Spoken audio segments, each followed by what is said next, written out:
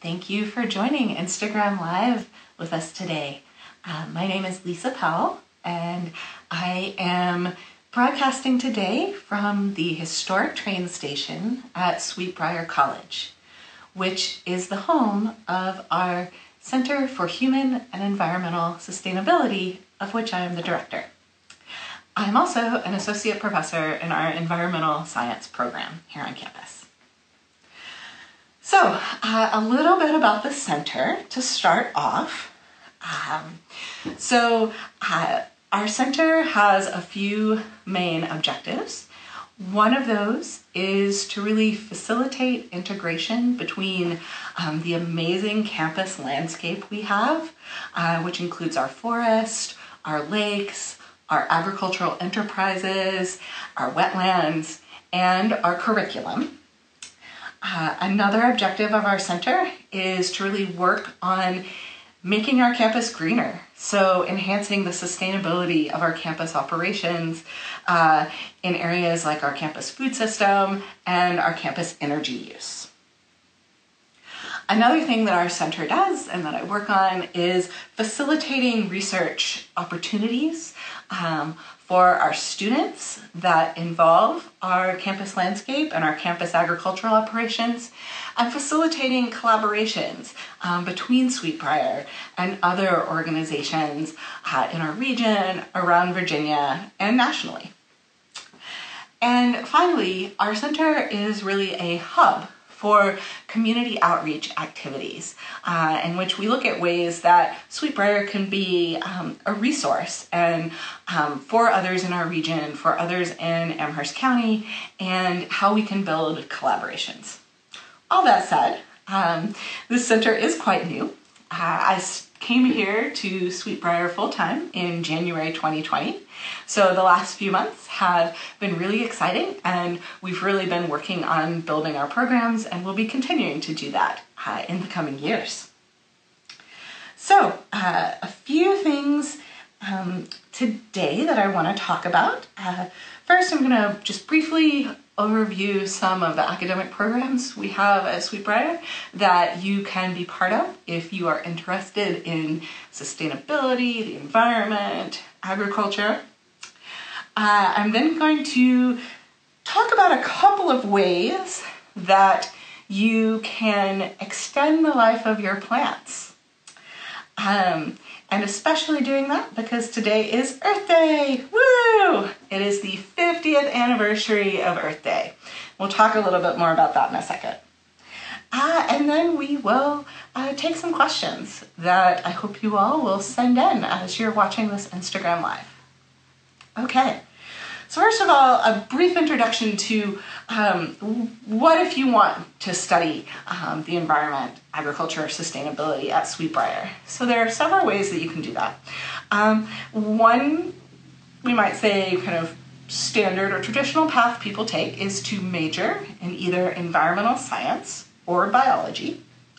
So both of those are awesome majors, and you'll take classes both in those fields and in some other fields as well that complement those.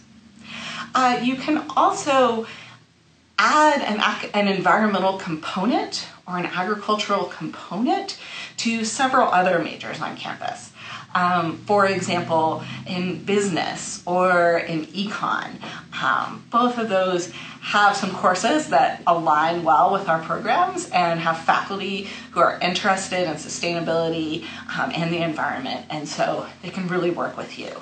And even in the arts, so we have some faculty who are really passionate about things like nature writing, nature photography, landscape painting.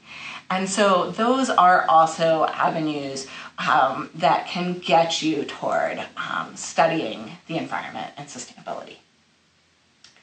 All right, so since it is this 50th anniversary of Earth Day, I wanted us to talk just a little bit about that. The first Earth Day was held in 1970. Okay, and this is really the occurrence of that Earth Day, which was organized by some elected officials in conjunction with youth. That Earth Day that happened that spring is really said to be one of the big reasons why the 1970s are considered the environmental decade. And so a lot of the environmental policies that are still either active today or that we have legacies of today around clean water, clean air, a lot of those got their start in 1970 and the subsequent years. And so when we celebrate this 50th Earth Day, we're also celebrating a really important time in environmental policy. And this is something that you will learn a lot more about if you take my class, Environmental Science 215, Environmental Policy, which meets every spring and is an important part of the environmental science major, but also open to students from any major. All right, so let's talk a little bit about a couple of things that you can do to get more out of your plants. All right, so first of all, a lot of us love basil, right? We love pesto. We love putting fresh basil leaves on our pizzas or drizzling them over, sprinkling them over our pasta.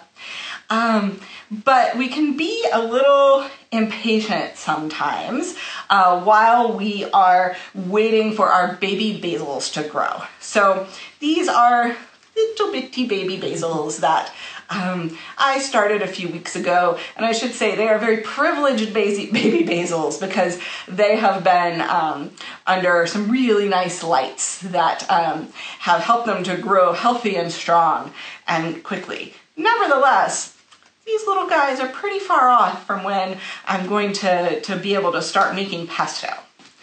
So let's say that you did what I did, which is back in, I think it was February, purchased a basil plant at your grocery store or maybe at a garden center. And, you've been kind of plucking off leaves from it and it's starting to get sparse. This one is doing pretty well. I've been really conservative with it and not taking too many leaves. I've been making my pesto primarily out of things like spinach and arugula and kale and just adding in a few basil leaves for flavor. But still, this little guy is about half as much of it is left in terms of size of the plant than when it started, and it's nearing the end of its life. Well, one thing you can do with basil to get more out of your plant is to propagate it. So probably if you've been spending much time on Instagram since we've all been staying at home a lot more and all had a lot fewer opportunities to go out to the grocery store, you've probably seen a lot of people regrowing their green onions or their scallions, where they just leave a little bit of the white part and the roots at the bottom, and they put it down in water, and then a new green part pops up. Well, we can do a similar type of propagation with basil. So if you have a basil plant, and in particular you want to do this with basil plants that have not yet started to flower, okay? Or if it has started to flower, you want to choose a stem that hasn't flowered, okay? And so I'm looking down here, let's find a good little stem. And you want to find one that's maybe about 4 inches long, okay? Or that you can get cut to be about 4 inches long. And if it has any leaves kind of down here, definitely take those off. You could also, it's kind of your choice, you can take these little leaves off right here or you can leave them on.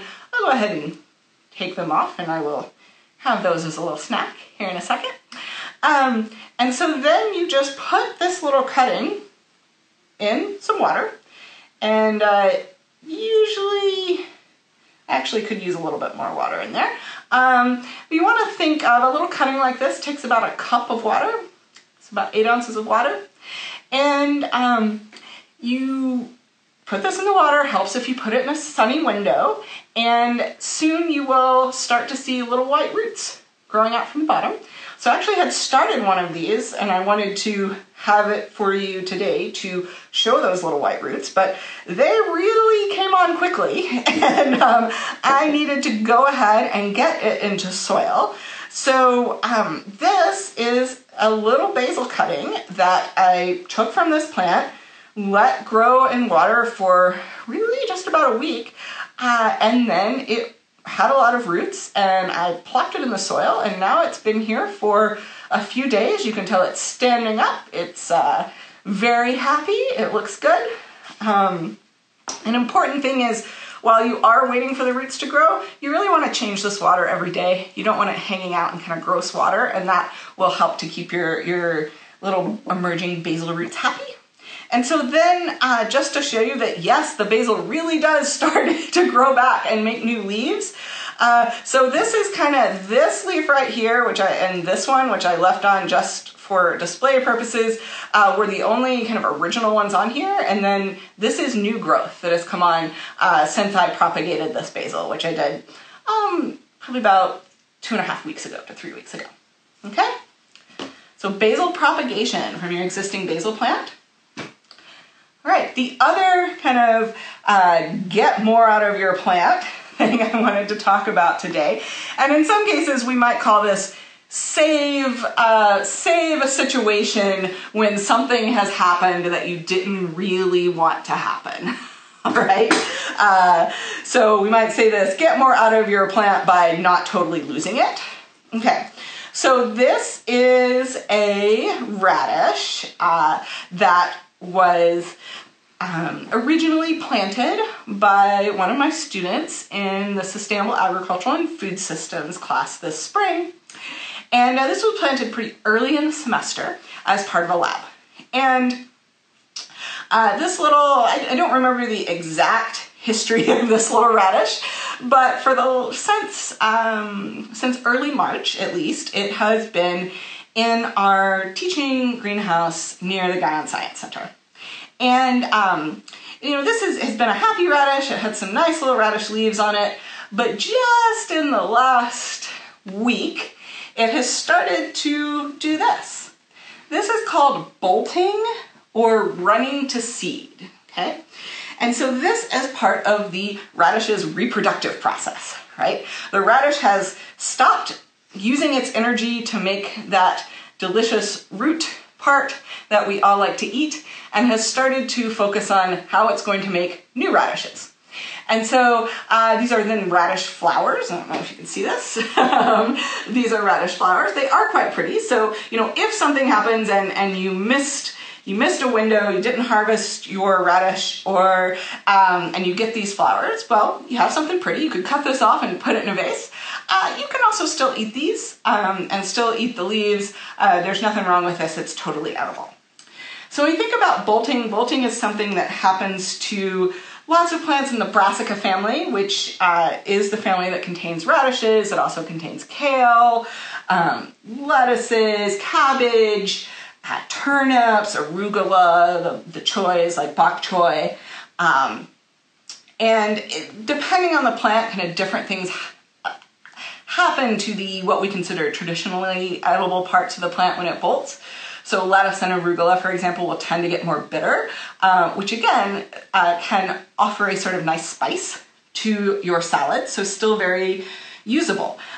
Bolting happens for a few reasons. With radishes, the most common one is that the growing environment has gotten too warm. And while the radishes loved the greenhouse when it was colder, now that we have these warmer spring days, frankly, it got too hot in there for this little radish. Another reason that brassicas can bolt is if the plant is stressed in some way. So if, for example, the soil is too dry or it's lacking nutrients. So if you are kind of doing a larger patch of these vegetables and you notice that they're starting to bolt, you might want to look at your watering practices, and you might want to consider whether you need any soil amendments like compost to prevent this from happening on a larger scale. But in the meantime, I encourage you to enjoy we'll make a success out of the fail. Alrighty, so I think that's kind of what I wanted to cover to get us started. So do we have any questions? Yes, this is Dana from behind the camera. Lisa, thank you so much. Happy Earth Day. We hope everyone is enjoying this. I know I am. And please do send us all your questions. We have a couple here to start out with. So Lisa, tell us, how can a student be involved if they don't want to major in it? Yeah, so ways that students can be involved if they don't want to major in environmental science. And this question, when Dana put out the call for questions last night on Instagram, this one came in. And frankly, there are so many ways to be involved that I wrote them down because I was worried I would forget. That I would forget to tell you some of them. So I already kind of mentioned one, which is there are lots of other majors where you can take courses related to the environment, both that courses that sit within those majors, and you can still take environmental science courses. We can usually find a pathway that, even if it's again, some of our courses have very low entry points. So our Environment 215, environment, which is environmental policy, environmental science 205, which is an environmental fields methods course. Those really just come after Core 140, which is the Sustainable Systems course in the Leadership Core, and which most people take fairly early in their career at Sweetbriar. And then even for some of the 300 level environmental science courses, for example, we can find a way for you to get those prerequisites and to get into those courses. So if you want to kind of build a little mini track within environmental science, there are some ways you can do that. You also, of course, can minor in environmental science, which is another awesome option. So another way you can get involved is through a lot of clubs on campus that relate in some way to the environment. So we have our Sustainability Club, which is a group of students who have come together who are interested in working to improve sustainability on campus. They're doing things like helping to sponsor this week's Earth Week photo challenge, which that is on the Sustainability Center's Instagram at Sweetbriar Sust, S-U-S-T. And then there's also a beekeeping club, which makes use of the 20 Hive apiary on campus that was started in 2018. And students are super involved in that. There are extracurricular courses around beekeeping and around bee health, and even on making products from beeswax, like wraps and lip gloss.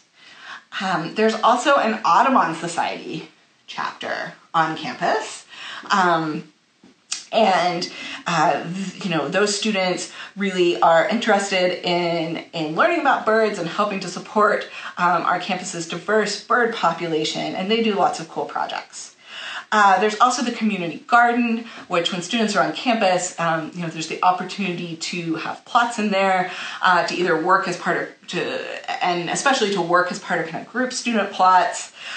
There's also a ton of other clubs on campus who we collaborate with, who the Center and the Sustainability Club collaborate with on events like making recycled Valentines, or Valentines out of recycled materials, which we did back in February. We did that with BAM. And so there's lots of opportunities. So, okay, another opportunity.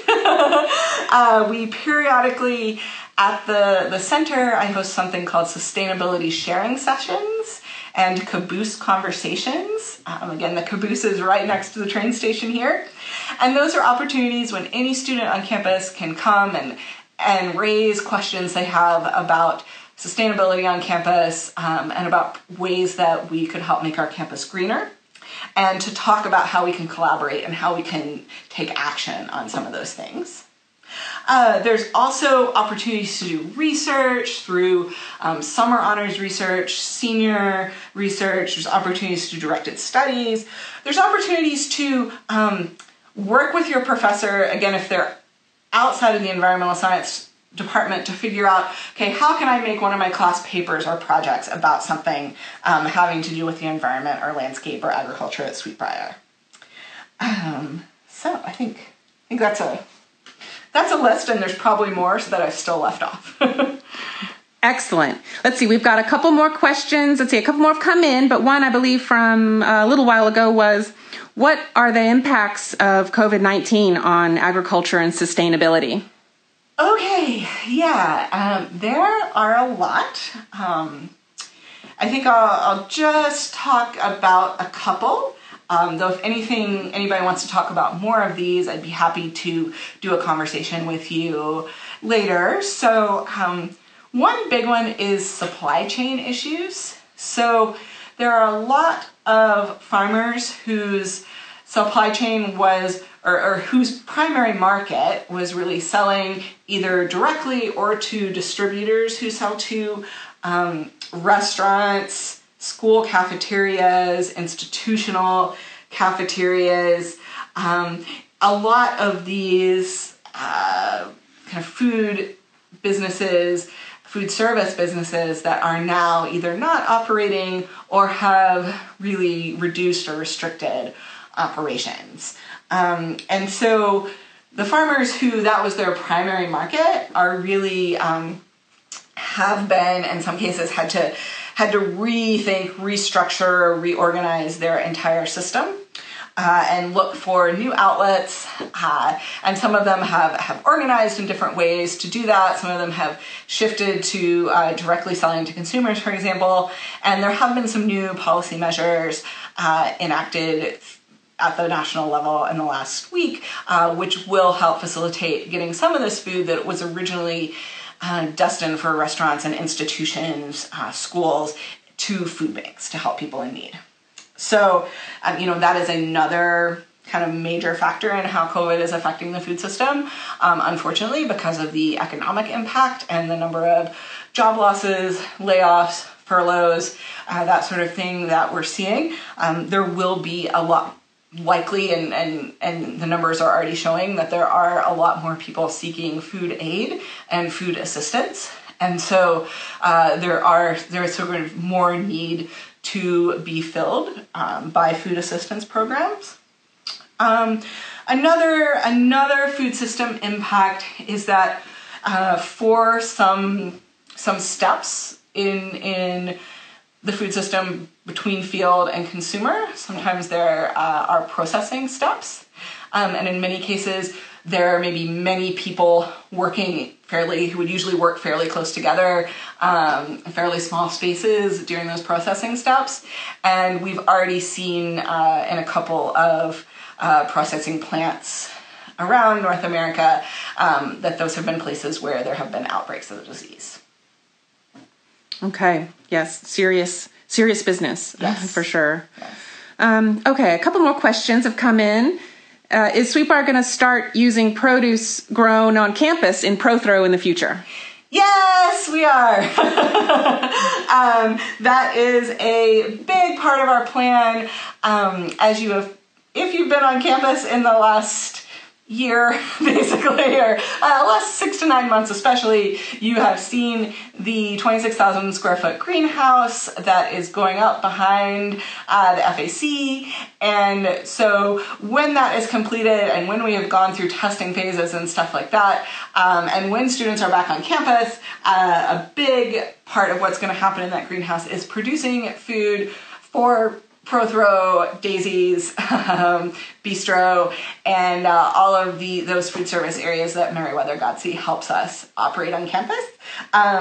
For those of you who are fortunate enough, or we'll say circumstances have made it so you are still on campus with us, sneak hint that some of the lettuce that we've been raising already in the Guyon greenhouse will be headed to Daisy's in the coming weeks. So you'll get a little sample of what that's going to be like.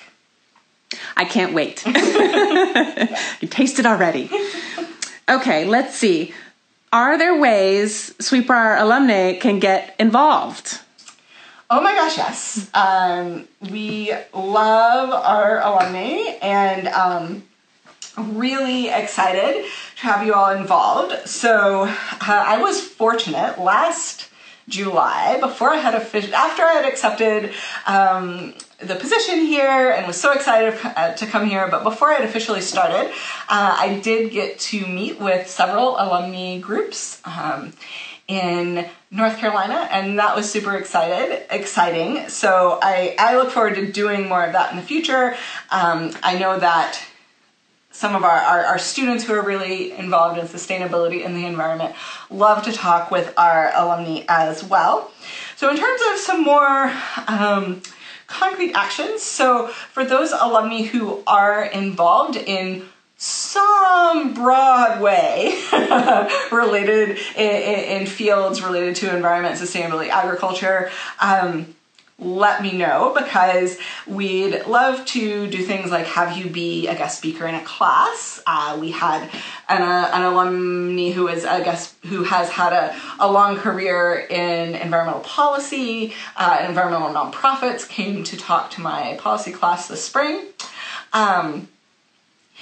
And similarly, we often have events around the country, as the Alumni Alliance and Alumni Ambassadors know, where we talk with prospective Sweetbriar students.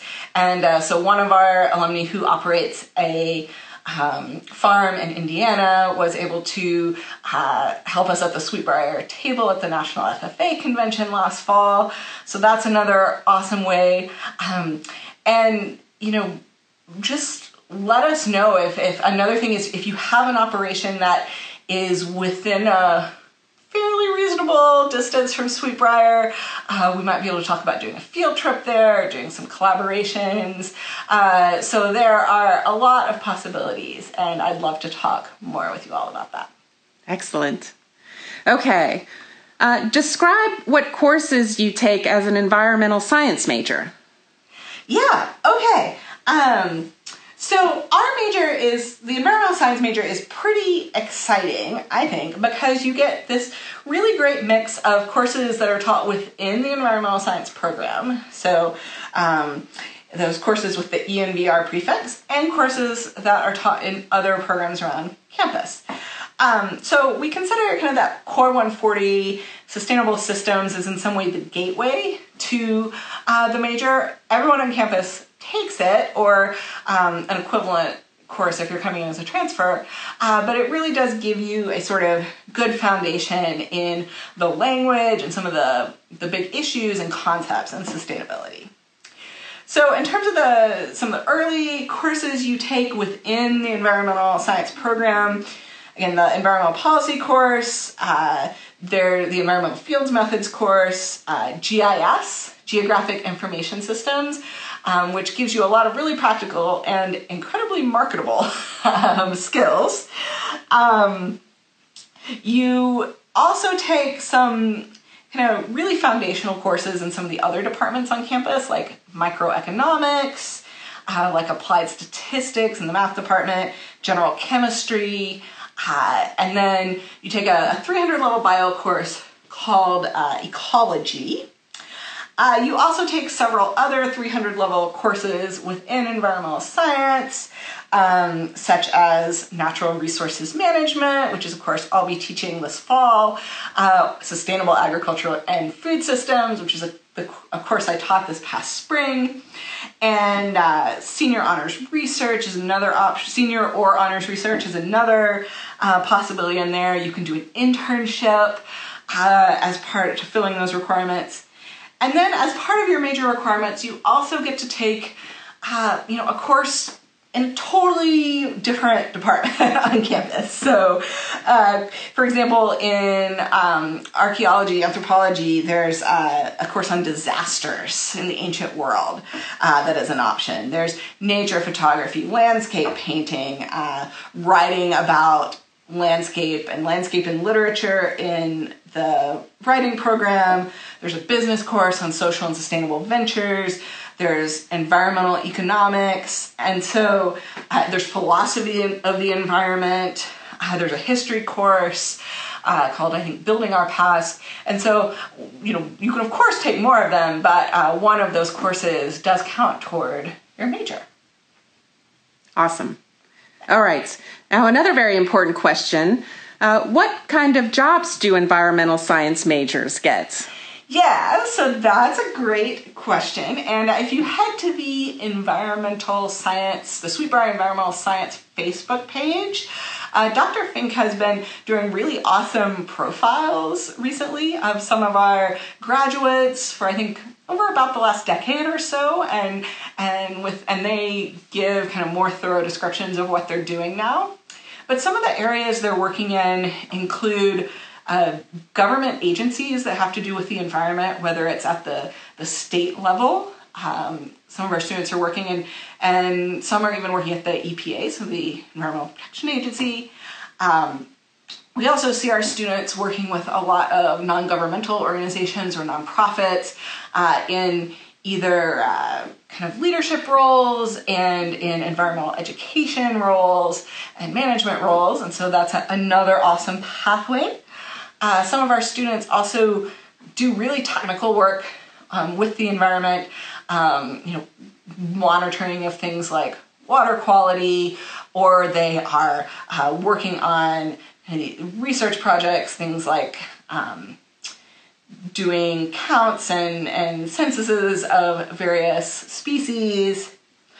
We also have a graduate who is working for Virginia Cooperative Extension in the area of nutrition.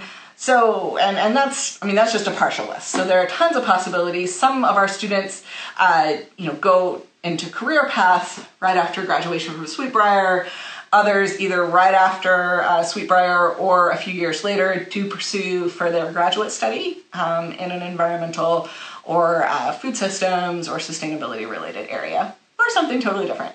The great thing about our environmental science major is it really teaches you this sort of way of approaching problems and information and questions about our environment and about our world that can be applied to a ton of different fields. Excellent. Okay, fun one, which leads to lots of things. What's your favorite spot on campus? Okay, wow. My favorite spot is right here, the train station and the caboose. I love this space so much, and I'm so glad that I get to spend a lot of time here working on projects for the center and teaching students and working on projects with students.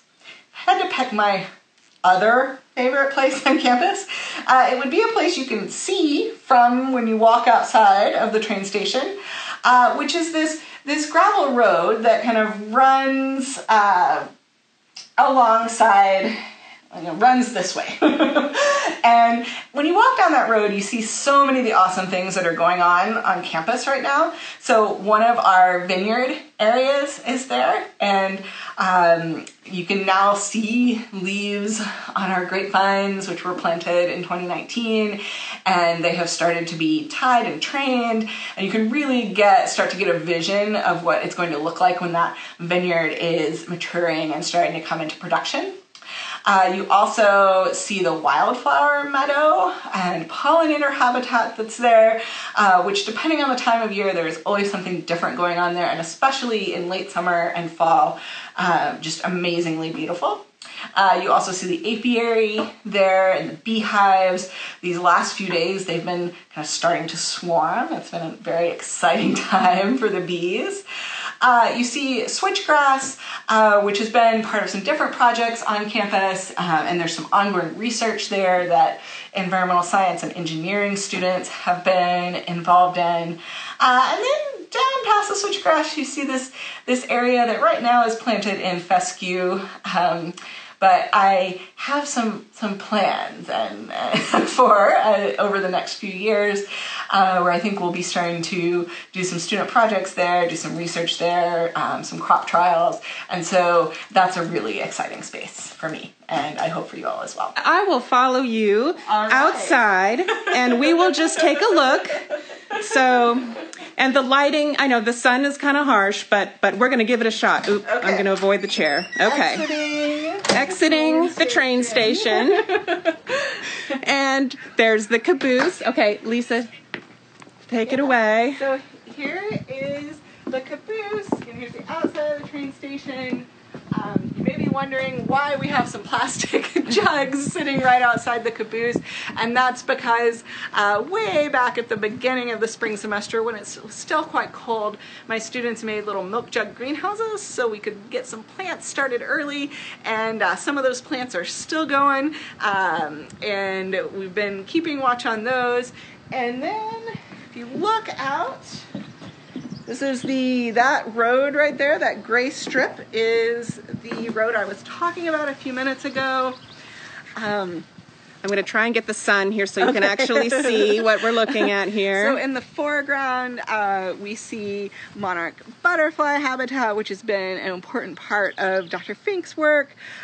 We see then the wildflower meadow, which again right now is not peak beauty time for the wildlife meadow. It is still wildflower meadow. It is still sleeping and just starting to wake up. And then we see the vineyard behind that, the rows of supports for the vines. And then if you kept on walking down that road, those little, they look like little colorful specks from here, probably, yep, on the specks. screen. But those are the 20 hives of our apiary. And I know that the beekeeping folks have been working in those the last few days, and I got to work in them a little bit last week, which is pretty exciting. I'm just starting to learn about beekeeping. And then beyond that is the switchgrass area. And of course, as a background to all of this, you can see some of our completely beautiful and amazing Sweetbriar forest areas. We have about 1,700 acres of forest on campus, and I think it's several miles of trails. I want to say 14 miles of trails, but we have a lot of trails that you can walk on and run on and really experience the beauty and the peacefulness of the outdoors. Oh, wonderful. I'm so glad we were able to come outside. I hope you all enjoyed it. Thank you so much, Lisa. This has been wonderful and informative. Happy Earth Day again. Any last little final words? Okay, thank you all so much for joining in. Again, I'm pretty easy to find on the Sweetbriar webpage, and you can find me on Instagram, either the center or my individual Instagram. And then please do participate in the Earth Week Photo Challenge. Again, the information on that will be posted on the main Sweetbriar Instagram account later today. Yep. But it is already up at Sweetbriar SUST, Sweetbriar Sustainability's Instagram account. And there are some really great prizes for both current and incoming students if you participate in those challenges, and you have this week and next week to do so. And both I and other faculty are always really happy and excited to answer any questions that you may have if you're a prospective student. And of course, we always love meeting with and talking with our current students as well.